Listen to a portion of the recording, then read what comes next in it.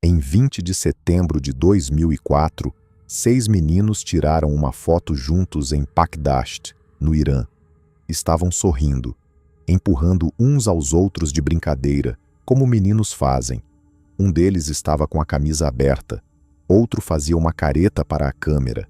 Era uma foto completamente comum, o tipo de imagem que uma família guarda numa caixinha e lembra anos depois com saudade. Mas essa foto nunca chegou a ser guardada com saudade. 1 hora depois desse registro, todos os 6 meninos estavam mortos. O homem que tirou a foto foi o mesmo que os matou. Ele estava sorrindo também, quando aperou o obturador. Ele conhecia esses meninos. Eles o conheciam de volta, e foram com ele sem hesitar, porque ele parecia ser apenas mais um adulto conhecido do bairro, alguém que sempre tinha uma conversa boa e uma proposta de aventura. Seu nome era Mohamed Bijé. Tinha 30 anos, trabalhava em uma fábrica de tijolos, era invisível, e o que torna esse caso diferente de tantos outros crimes brutais que você já viu documentados, não é apenas a monstruosidade do que aconteceu naquele deserto, é o que veio antes, meses antes, muito antes desse dia de setembro. A polícia já tinha o nome de Mohamed Bijé, já tinha o rosto dele, já havia colocado a mão nele uma vez, em pleno auge dos crimes, e tomou uma decisão que mudou o destino de pelo menos 10 crianças. Deixou ele ir embora. O que você vai acompanhar nesse documentário não é apenas a história de um assassino serial.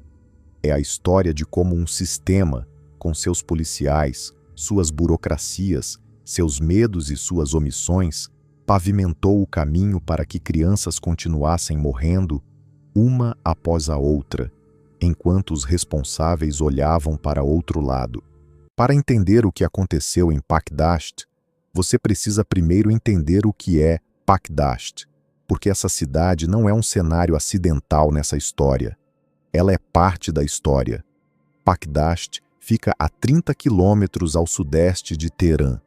Não é uma cidade que aparece em guias turísticos, nem em manchetes de jornais sobre o Irã moderno. É uma cidade de trabalho pesado, fábricas de tijolos, galpões industriais, terrenos baldios que se estendem até o deserto. O tipo de lugar onde as pessoas chegam porque precisam de trabalho e ficam porque não têm para onde ir.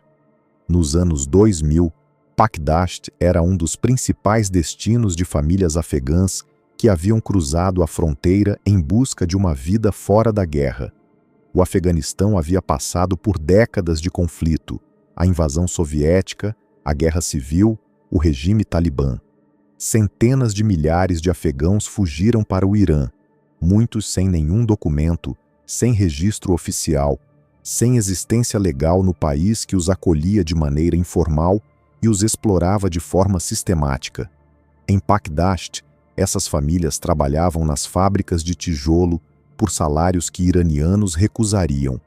Viviam em casas simples, às vezes sem infraestrutura básica. Criavam os filhos numa cidade que não era deles, num país que tecnicamente não os reconhecia. E viviam com um medo que moldava cada decisão cotidiana. Não era o medo do crime, era o medo do Estado.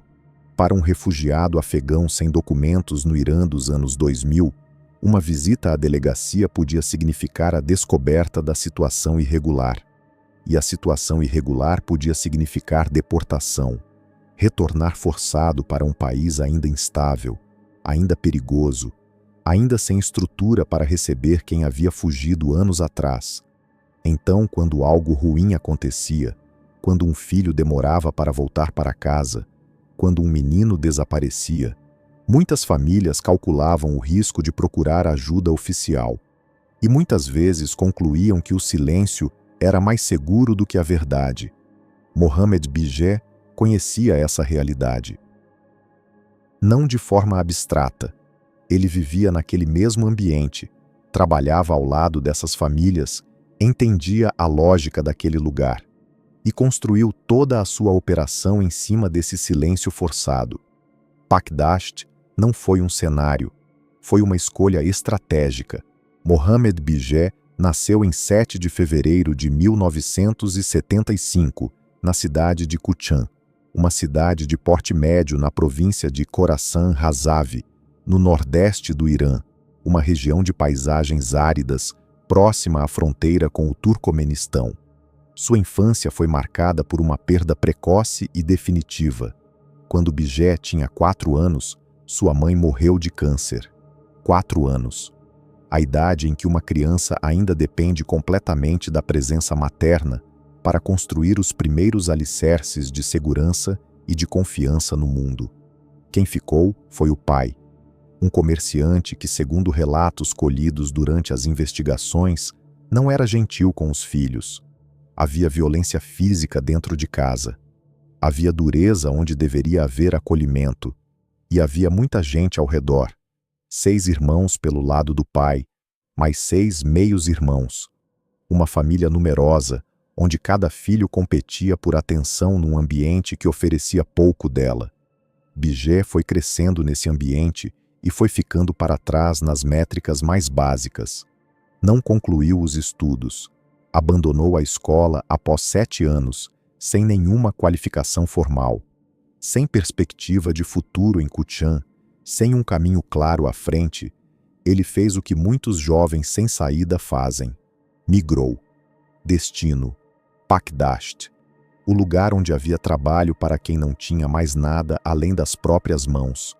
Nas fábricas de tijolo de Pakdasht, Bijé encontrou Ali Golampur, também conhecido como Ali Bag. Os dois trabalharam juntos, dividiram moradia no bairro de Shush, em Teherã, e desenvolveram uma relação de proximidade que iria muito além do trabalho.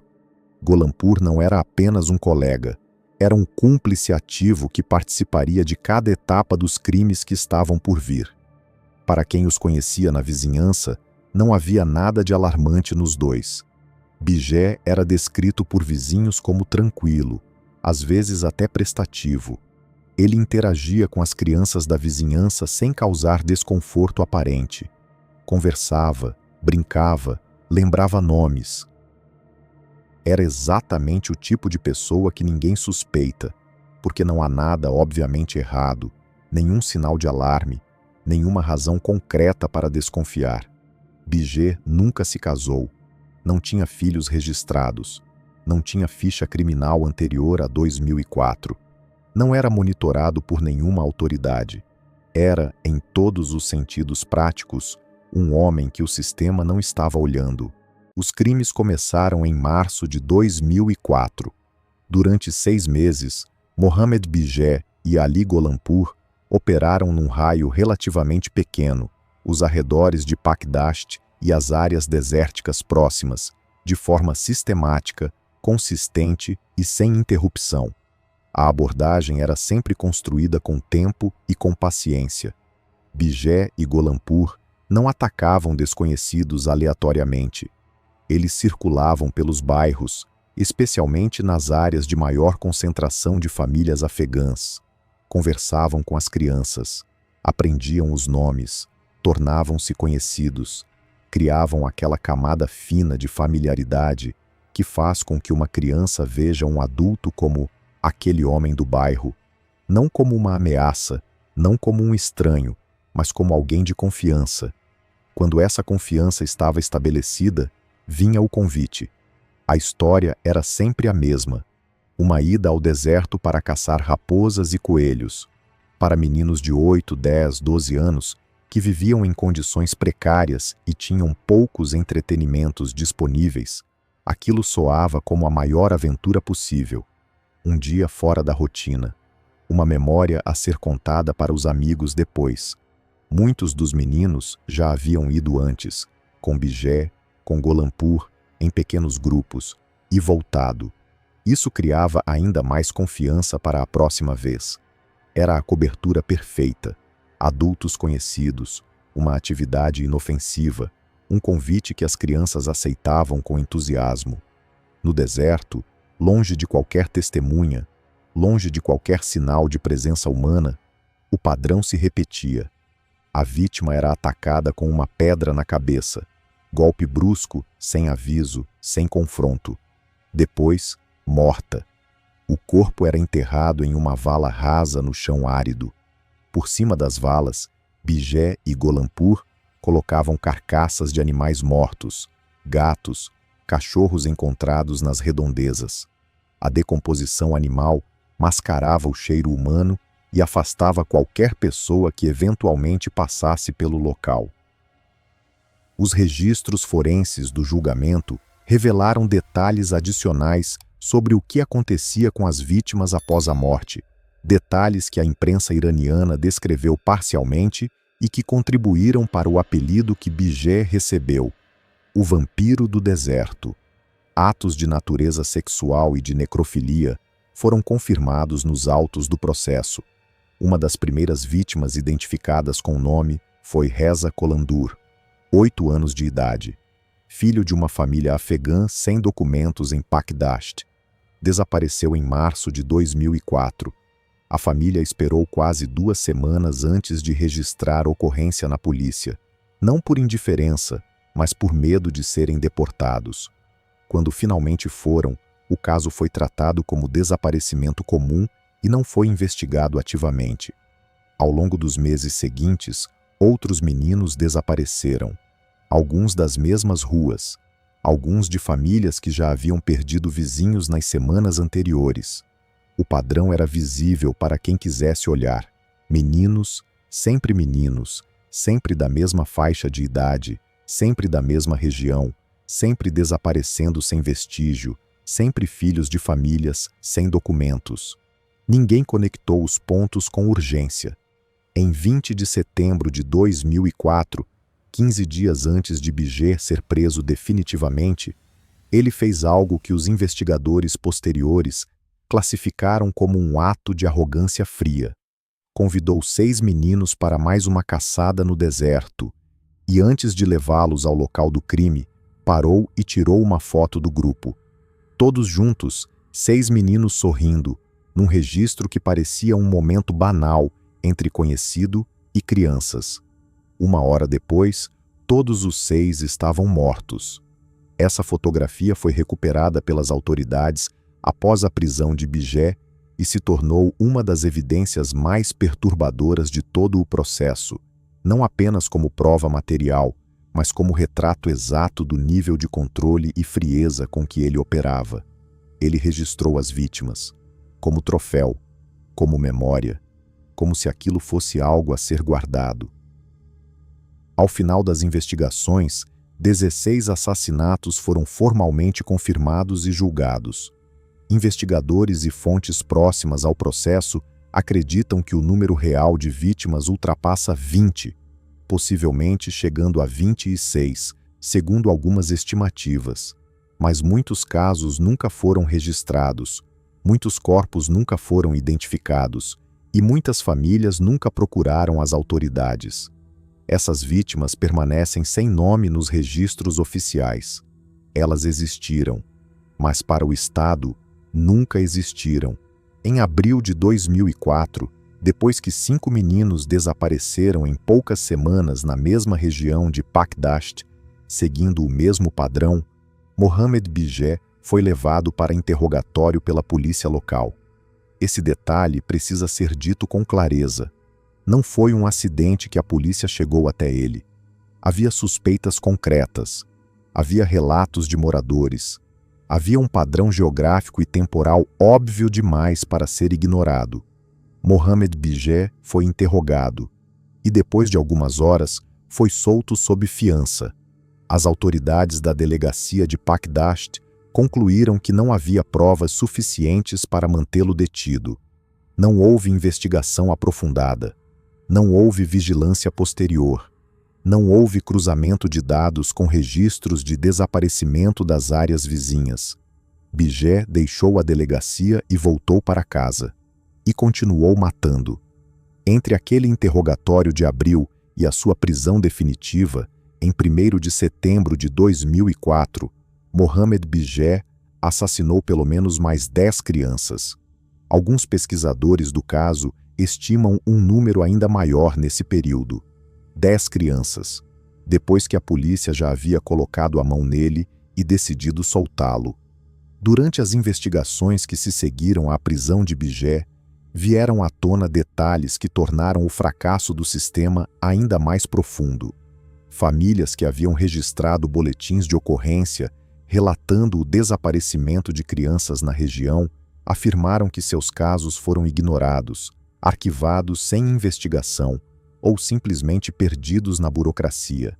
Segundo registros internos do Ministério do Interior, a polícia de Pakdasht não apenas deixou de investigar os desaparecimentos com seriedade, como também falhou em coordenar com outras delegacias da região, o que poderia ter revelado o padrão muito antes. Houve um elemento ainda mais perturbador. Durante as primeiras fases da investigação após a captura de Bijé, alguns policiais foram detidos temporariamente sob suspeita de terem deliberadamente atrasado o processo de identificação dos suspeitos no Bureau de Investigação Criminal de Teherã. A hipótese de sabotagem intencional foi levantada, mas nunca foi completamente esclarecida nos registros públicos do caso. Quando o escândalo chegou aos jornais, o presidente Mohammad Khatami convocou pessoalmente o ministro do Interior e exigiu uma investigação completa sobre a conduta das autoridades de Pakdasht. O ministério reconheceu oficialmente que a polícia local havia agido com negligência grave. 16 policiais receberam punições disciplinares. Não houve nenhum processo criminal contra nenhum deles. Nenhum foi preso. Nenhum respondeu pela morte das crianças que foram assassinadas após a soltura de Bijé em abril. A pergunta que esse caso coloca, e que nunca foi respondida de forma satisfatória, é esta: se em abril de 2004 a polícia tivesse tratado aquele interrogatório com a seriedade que a situação exigia, quantas crianças estariam vivas? 10? 12? Mais? Essa pergunta não tem resposta oficial, porque ninguém foi obrigado a respondê-la. Em 1º de setembro de 2004, Mohamed Bijé e Ali Golampour tentaram mais uma vez. Abordaram um grupo de meninos nas proximidades de Pakdasht com o mesmo pretexto de sempre: a caçada, a aventura, o convite que havia funcionado 16 vezes antes. Desta vez, 2 dos meninos do grupo desconfiaram. Talvez algo no tom da conversa, talvez alguma hesitação que não conseguiram articular. Por alguma razão, eles decidiram não ir. Correram. Encontraram adultos nas imediações e descreveram os 2 homens com detalhes suficientes para que a polícia os identificasse. Os outros 3 meninos que foram não tiveram a mesma sorte. Foram mortos antes que qualquer ajuda chegasse. Mohamed Bijé foi preso ainda naquele dia. Ali Golampour também. O que aconteceu no interrogatório é um dos aspectos mais desconcertantes de todo o caso. Bijé não negou, não pediu advogado imediatamente, não ficou em silêncio. Ele falou, com uma calma que os investigadores presentes descreveram como perturbadora, não a calma de quem está em choque, mas a calma de quem está completamente à vontade com o que está dizendo. Bijé descreveu cada crime, cada vítima, cada etapa do método, cada local onde havia enterrado os corpos. Não estava confessando como alguém que sente remorso, estava descrevendo como alguém que relata fatos técnicos, com a mesma neutralidade de quem explica como um trabalho foi executado. Depois do interrogatório, Bijé acompanhou pessoalmente os investigadores até os locais no deserto, indicou as valas, mostrou onde estavam os corpos, conduziu aquela operação como um guia, mostrando um território que conhecia bem. Os investigadores que estiveram presentes nas exumações relataram, em declarações posteriores, que a experiência foi uma das mais impactantes de suas carreiras, não apenas pela dimensão dos crimes, mas pela forma como Bijé se comportava durante todo o processo, sem ansiedade visível, sem sinais de culpa. Como se estivesse mostrando algo que havia construído, não destruído. O julgamento de Mohamed Bijé foi realizado nos dias 13 e 14 de outubro de 2004, na Vara 74 do Tribunal Provincial de Teherã. A corte determinou que o processo seria fechado ao público. A justificativa oficial foi a proteção das famílias das vítimas, que já haviam sido expostas exaustivamente pela cobertura da imprensa iraniana nas semanas anteriores. Dentro da sala de audiências, a tensão era constante. Familiares das vítimas estavam presentes. Cada detalhe revelado pela acusação era um golpe novo em pessoas que já estavam destruídas. Em determinado momento do segundo dia de julgamento, Bijé começou a descrever, com detalhes e sem nenhuma emoção visível, o que havia feito com uma das vítimas. A família daquele menino estava sentada na sala. Quando os detalhes começaram a se tornar mais específicos, a família se levantou. Avançou em direção ao banco dos réus. A audiência teve que ser interrompida à força. A segurança conteve os familiares. Foram necessários vários minutos para que a ordem fosse restabelecida e o julgamento pudesse continuar. Não foi o único momento de ruptura durante os 2 dias de processo. No banco dos réus, Bijé fez uma declaração que foi registrada nos autos e que circulou pela imprensa iraniana com impacto imediato. Se não tivesse sido preso, teria matado 100 crianças. Não havia arrependimento nessa afirmação. Havia, na leitura de quem estava na sala, uma espécie de lamento pela interrupção, como se a prisão fosse apenas um obstáculo em algo que ele considerava inacabado. Bijé também revelou, durante o julgamento, o processo de seleção das suas vítimas. Ele declarou que, antes de começar a atacar crianças em Pakdasht, havia considerado sequestrar filhos de funcionários do governo iraniano. Calculou os riscos. Concluiu que o Estado responderia com uma força que ele não queria enfrentar. Então fez uma escolha consciente e deliberada. Passou a atacar crianças pobres, filhos de migrantes afegãos sem documentos. Crianças que o sistema não procuraria com a mesma urgência. Crianças cujo desaparecimento poderia passar semanas sem investigação séria. Essa declaração transformou o peso moral de todo o julgamento. Não era apenas brutalidade. Era uma exploração calculada das falhas do Estado, uma estratégia construída sobre o conhecimento de quem o sistema vai proteger e quem o sistema vai ignorar. A sentença foi anunciada em 14 de outubro. 16 penas de morte, uma para cada assassinato confirmado e julgado, mais 100 chibatadas públicas e 15 anos de prisão pela condenação por estupro. O Supremo Tribunal do Irã confirmou a sentença em seguida. Das 16 famílias com direito à execução, 4 optaram por aceitar o dié, o pagamento de indenização previsto na lei islâmica iraniana, como alternativa à pena capital quando a família da vítima assim consente. Os outros 12 casos seguiram para a forca. E então chegamos a Ali Gholanpour, o homem que esteve presente em cada crime, que ajudou a selecionar as vítimas, a atraí-las para o deserto, a matar, a enterrar os corpos e a colocar carcaças de animais por cima para esconder o rastro. O cúmplice ativo de 16 assassinatos de crianças. Ali Gholanpour recebeu 15 anos de prisão e 100 chibatadas. 15 anos, sem pena de morte, sem processo por assassinato na mesma proporção que Bijé. A defesa argumentou que Gholanpour havia agido sob influência de Bijé, que era o líder da dupla. O tribunal aceitou esse argumento, e Gholanpour entrou na fila para sair da cadeia um dia, enquanto as famílias das vítimas enterravam os filhos e aguardavam a execução de Bijé. Essa sentença é um dos fatos mais perturbadores de todo o caso, e é o fato que aparece com menos destaque nas reportagens. Um homem que participou ativamente de 16 assassinatos de crianças cumpriu 15 anos e está solto. Isso não é um detalhe de rodapé.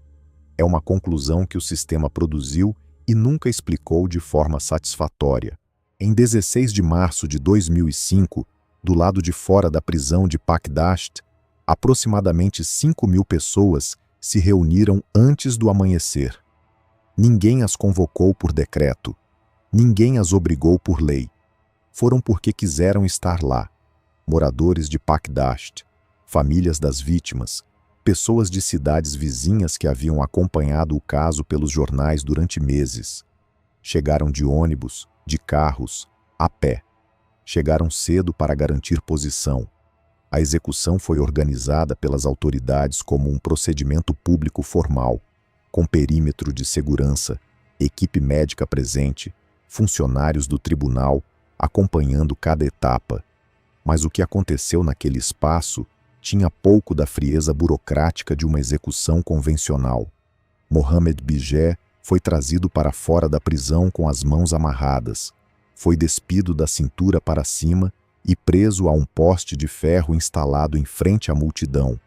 As 100 chibatadas começaram. A execução das chibatadas foi feita por revezamento. Diferentes executores se alternavam para garantir que a força de cada golpe não diminuísse pela fadiga de quem aplicava. Era um protocolo deliberado para que a punição fosse sentida em sua totalidade, do primeiro ao último golpe. Em 3 momentos durante a sessão, Bijé caiu de joelhos. Em nenhum momento gritou de forma audível para a multidão. Esse silêncio, segundo jornalistas que estavam presentes e relataram o evento, foi mais inquietante do que um grito teria sido. A multidão que aguardava uma reação visível de dor não recebeu o que esperava, e esse silêncio, paradoxalmente, aumentou a tensão no espaço. Quando as chibatadas estavam chegando ao fim, um dos parentes de uma das vítimas rompeu o cordão de segurança. Chegou até Bijé antes que a polícia pudesse interceptá-lo e desferiu uma facada nas costas. Bijé levou o golpe. Sobreviveu. A polícia conteve o homem e restabeleceu o perímetro de segurança. A multidão, até aquele momento em silêncio tenso, respondeu com gritos. Quando as chibatadas terminaram, houve um momento de pausa. Foi então que a mãe de um dos meninos assassinados se adiantou. Ela atravessou o espaço até onde Bijé estava e, com as próprias mãos, colocou a corda no pescoço dele. Uma grua posicionada ao lado içou o corpo de Mohamed Bijé a 10 metros do chão. A multidão gritou, Marg bar Bijé, morte a Bijé. Allahu Akbar. O som foi descrito por jornalistas presentes como algo que se ouvia a distância considerável da prisão.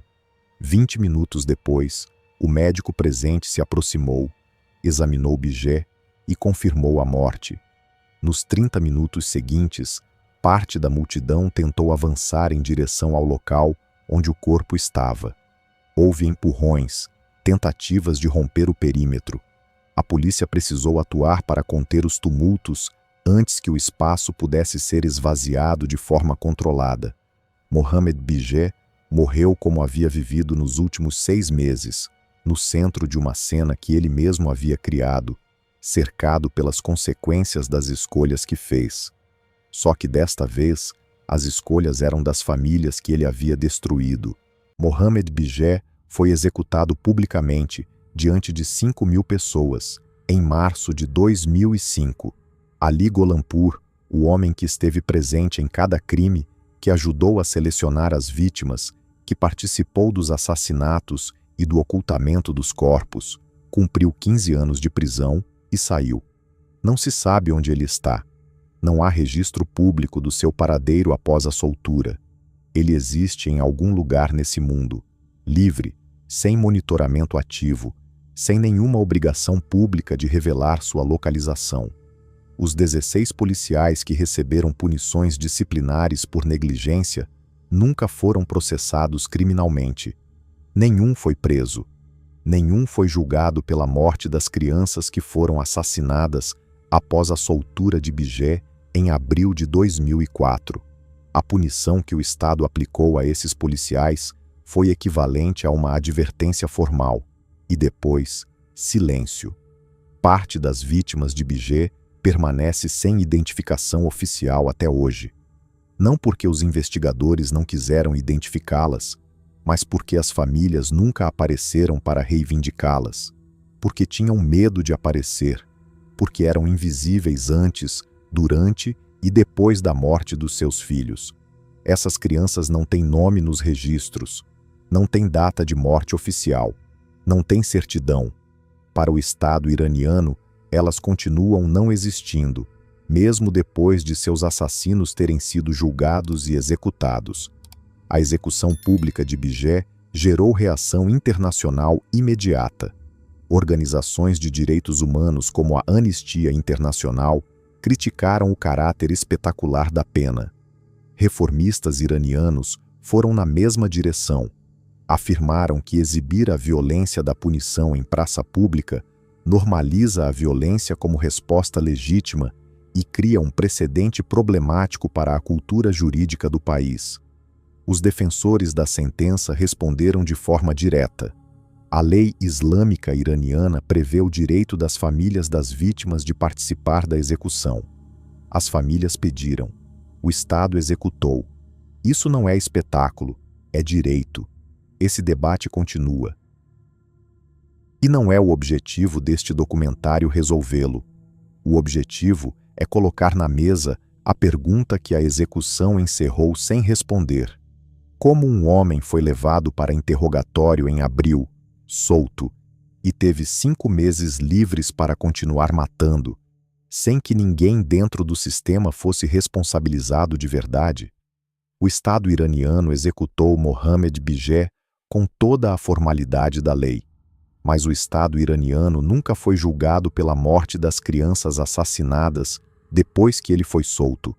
Nunca prestou contas. Nunca respondeu. Nunca foi obrigado a explicar como aquela decisão de abril foi tomada, por quem e com base em quê. A grua que içou Mohammed Bijeh foi aplaudida por 5.000 pessoas.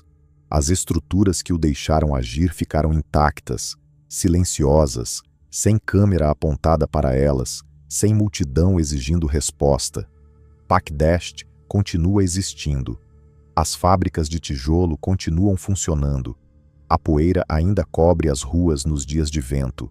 Famílias afegãs ainda vivem lá, muitas ainda sem documentos, ainda com o mesmo medo que tinham em 2004 de procurar uma delegacia quando algo acontece com seus filhos. Mohammed Bijeh está morto. Ali Golanpur está em liberdade. Os policiais negligentes se aposentaram. As crianças sem nome continuam sem nome. E as condições que tornaram possível que um homem operasse livremente por 6 meses, escolhendo suas vítimas entre os invisíveis, sabendo exatamente que o sistema não os procuraria. Essas condições nunca foram encerradas por nenhuma lei, nenhuma reforma, nenhuma comissão de investigação pública.